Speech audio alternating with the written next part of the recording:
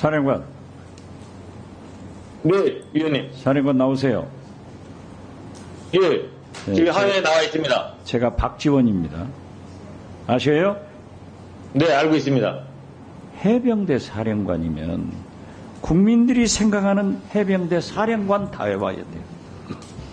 껐다 가면 기억이 없다? 공수처에서 조사를 받고 있기 때문에 말 못한다? 이건 비겁한 해병대 사령관이에요. 그렇기 때문에 특검이 필요한 거예요. 지금 우리 존경하는 김영민 의원께서 국방부 대변인이 국민 보기에 엄정하게 수사가 잘 되었다고 보입니다. 이렇게 말씀을 하시고 국방부 정책실장도 저도 대변인의 의견에 동감입니다. 이런 얘기 들었죠? 아까 제가 말씀드렸지만 그게 이런저런 다 얘기들이 다 틀려서 정확하게 두 분이 어떻게 얘기했는지를 잘 기억이 나진 않습니다. 아무튼 긍정적 평가를 한 것만은 기억하겠죠? 대변인이 오송과 관련된 사건을 얘기하면서 얘기했던 부분들은 기억은 나는데 정확히 어떻게 표현을 했는지는 잘 기억이 안 납니다. 자, 보세요. 김경환 중위께서 검찰 수사수첩에 두 줄을 그었어요. 그 두 줄 그은 게 뭐예요? 어떤 부분을 말씀하시는지 제가 잘 모르겠습니다. 그 두 줄 그은 게 뭐냐고요? 무슨 뜻이 들어 있었어요? 제가 파악한 바에, 제가 들어보세요, 그러면. 제가 파악한 바에 의하면 그 두 줄은 장관님, 제가 책임지고 넘기겠습니다. 내일. 이런 문구를 사령관이 지었어요. 사실이에요? 예, 그거는 제 노트에 있던 부분이고, 그거를 뭐 제가 썼던지 제 생각을 적은 건지, 그거는 제가 정확히 아니, 기억나지 자기가 않습니다. 적어가지고 정확하게 모르겠다는 게 그 사령관 할 말이에요? 이걸 지웠다는 거 아니에요? 자, 그 다음에 국방부 차관이 24분 만에 잘됐다고 하는 것을 왜 바꿨어요? 예, 그게 무슨 말씀인지 모르겠습니다. 구체적인 얘기는 여기에 다 적혀 있는데 화상으로 하기 때문에 시간이 많이 걸려요. 그래서 설명은 하지 않지만은 저는 이렇게 거짓말을 하고 있는 해병대 사령관, 임성근 사단장, 이런 분들은 오늘 입법청문회의 진술을 보더라도 특검에서 꼭 밝혀져야 된다, 이렇게 생각하는 거예요. 사령관, 통화 기록을 공수처에서 핸드폰 압수수색해서 포렌식 당했어요? 그렇습니다. 했어요? 예, 공수처에 다 포렌식 했습니다. 자, 이러한 문제에 대해서 지금 왜 이렇게 지웠는가, 이런 문제도 내 생각인지 뭔지 모르겠다. 한 가지 더 말씀드리겠습니다. 증인이 수첩에 최초로 이첩 당시 유재현 증인이 우리가 혐의자를 예단할 필요도 없고 혐의자를 특정하면은 오히려 경찰에 안 좋은 영향을 준다라고 적었습니다. 사실입니까? 그 부분의 일부는 맞는 것 같습니다. 경찰은 맞고 만약에 사실은 사실이죠. 그러니까 자, 나중에 재검토 보고서를 보면은 결국 경북경찰청의 혐의자 두 사람을 특정했단 말이에요. 증인은 자신이 수첩에 적은 것과 왜 이런 모순이 나타나고 있다고 생각하십니까?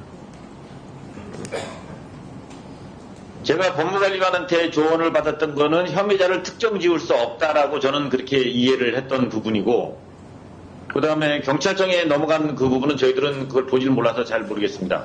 모두가 책임을 전가하고 있는데 박정은 대령, 이용인 중령 믿습니까? 불신합니까? 이러한 억울한 일을 위해서도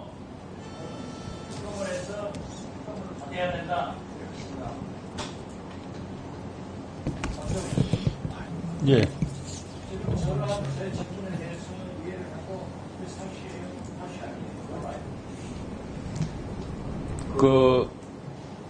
제가 7월 31일 이첩이 보류되고 8월 1일까지 사령관하고 수사 축소 외압에 대해서 고민을 할 때 제가 사령관한테 이런 말을 했습니다. 해병대가 할 수 있는 일은 두 가지밖에 없다. 국방부 조사본부로 이첩하든지 아니면 계획대로 경찰로 넘겨야 된다라고 하니까 해병대 사령관이 저에게 이렇게 얘기했습니다. 내가 옷을 벗을 각오를 하고 장관님한테 건의드리는 방법도 있다. 그래서 제 판단에는 수첩에 장관님 제가 책임지고 넘기겠다. 가로 열고 내일이라는 것은 해병대 사령관의 세 번째 선택에 대한 내용을 작성했다고 생각합니다. 이상입니다. 네. 지금 처음 나온 진술인데요. 박정훈 대령 증인. 예. 김계환 사령관이 예. 처음에 예. 신범철 차관의 지시에 대해서 즉각 수행을 하지 않았거든요. 맞습니다. 그리고 하루 정도 고민을 한 것으로 보여요. 맞습니까? 예. 그러니까 지금 박정훈 증인이 증언하듯이 내가 옷을 벗더라도 한번 건의해보겠다 하는 말은 이첩보류 지시 이런 등등이 잘못됐다라고 김계환 사령관이 인식했을 가능성이 있는 거죠. 이첩 보류가 아니라 정확하게는 죄명, 혐의자, 혐의 내용 등을 뺐을 때 제가 이것은 큰 문제가 된다. 직권남용의 우려가 있다라는 제 건의를 받아들였습니다.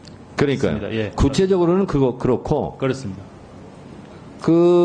빼지 않고 이첩을 했을 경우 이거 문제가 되는 거지 않았습니까?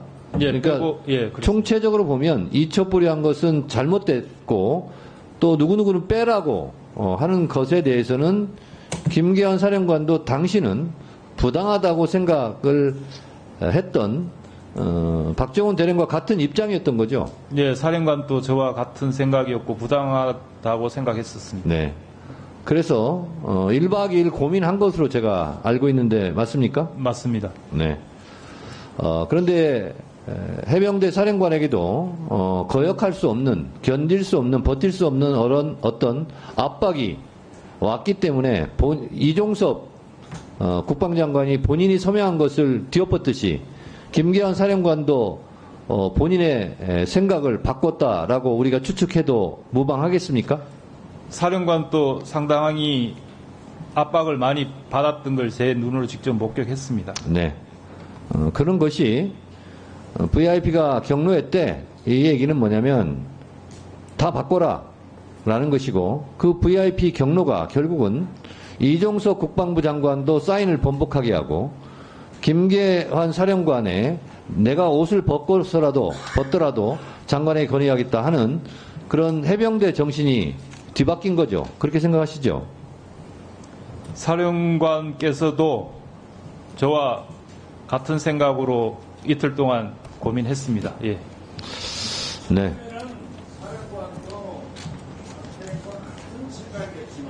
예.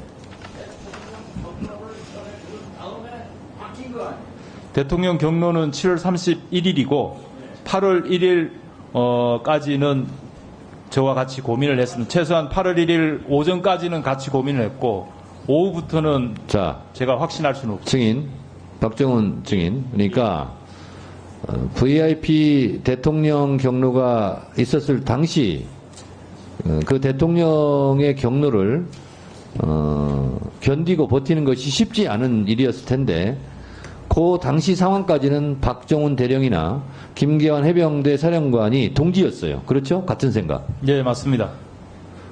그런데 박정훈 대령은 VIP 경로에도 불구하고 거기에 굴복하는 것이 해병대 정신에 맞지 않다 이렇게 생각해서 버틴 거고 그러다 보니 보직해임도 되고 항명수계죄로 이렇게 고생하는 거 아닙니까? 맞습니까? 예, 결론적으로 그렇습니다. 네. 근데 중간에 이종섭 장관이나 김계환 해병대 사령관은 VIP 경로 이후에 본인들의 생각을 바꾸었다라고 우리가 생각할 수 있겠죠? 네, 저는 그렇게 생각합니다. 네, 알겠습니다. 자, 다음은 전현희. 네, 다음은 전현희